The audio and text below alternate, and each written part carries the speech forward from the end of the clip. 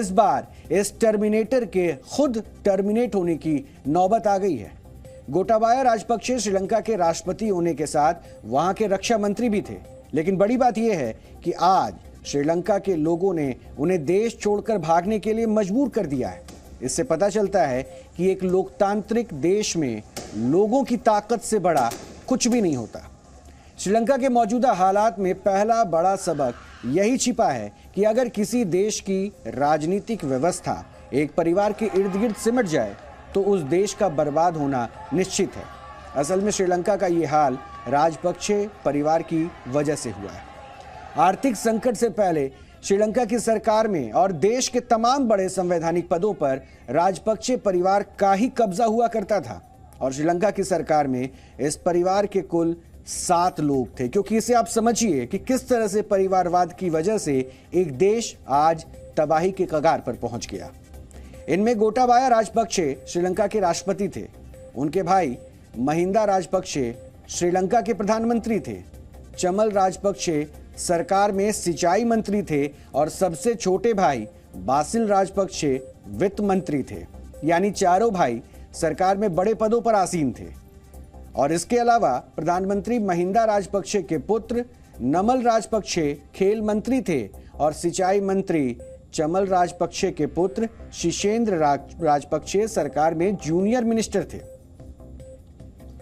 यानी श्रीलंका में एक ऐसी सरकार थी जो देश हित में कम और परिवार हित में ज्यादा काम कर रही थी। और यही वजह है कि यह परिवार तो सत्ता में रहते हुए और ताकतवर बन गया, लेकिन श्रीलंका एक देश के तौर पर बहुत कमजोर हो गया। और इसलिए मैं बार बार कह रहा हूं कि परिवारवाद ने किस तरह से एक देश को बर्बाद कर दिया, ये एक सबसे प्रत्यक्ष उदाहरण है। इस बात को आप कुछ आंकड़ों से भी समझ सकते हैं।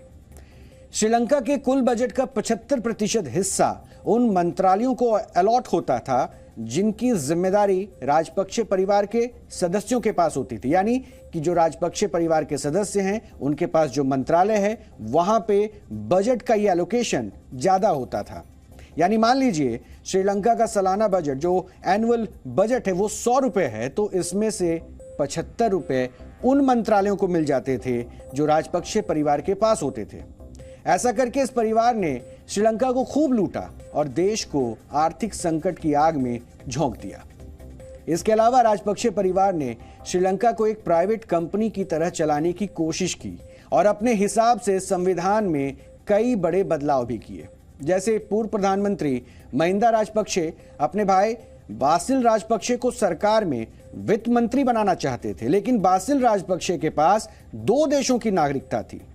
वो श्रीलंका के भी नागरिक थे और उनके पास अमेरिका की भी नागरिकता थी। यानी उनके पास डुअल सिटीजनशिप थी और इस आधार पर उन्हें वित्त मंत्री नहीं बनाया जा सकता था।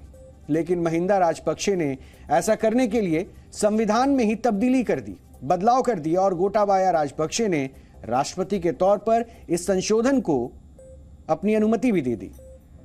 इसके अलावा राजपक्षे परिवार ने श्रीलंका की सरकार में रहते हुए आर्थिक संकट के बावजूद दूसरे देशों से कर्ज लेना जारी रखा और आयात पर भी अपनी निर्भरता को कम नहीं किया, जिससे वहां हालात बिगड़ते चले गए और आज पूरी की पूरी उस श्रीलंका में आक्रोश की आग जल रही है। इस आग को आप महसूस कर सकते हैं इन तस्वीरों से, जहां पर बार बार विरोध प्रदर्शन है। श्रीलंका को भारत के 1 साल बाद वर्ष 1948 में ब्रिटिश शासन से आज़ादी मिली थी। यानी आप कह सकते हैं कि श्रीलंका और भारत लगभग एक साथ आज़ाद हुए थे। हालांकि श्रीलंका कभी भी भारत की तरह राजनीतिक स्थिरता हासिल नहीं कर पाया और वर्ष 1983 से 2009 तक वहां 26 साल लंबा गृह युद्ध भी चला।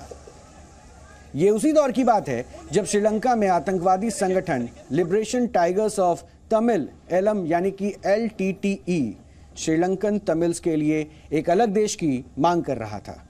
इस गृह युद्ध के बाद वर्ष 2009 से वर्ष 2019 के बीच श्रीलंका ने काफ़ी तरक्की की और इस दौरान पश्चिमी देश ये कहते थे कि भारत को श्रीलंका के आर्थिक मॉडल से सीख लेनी चाहिए।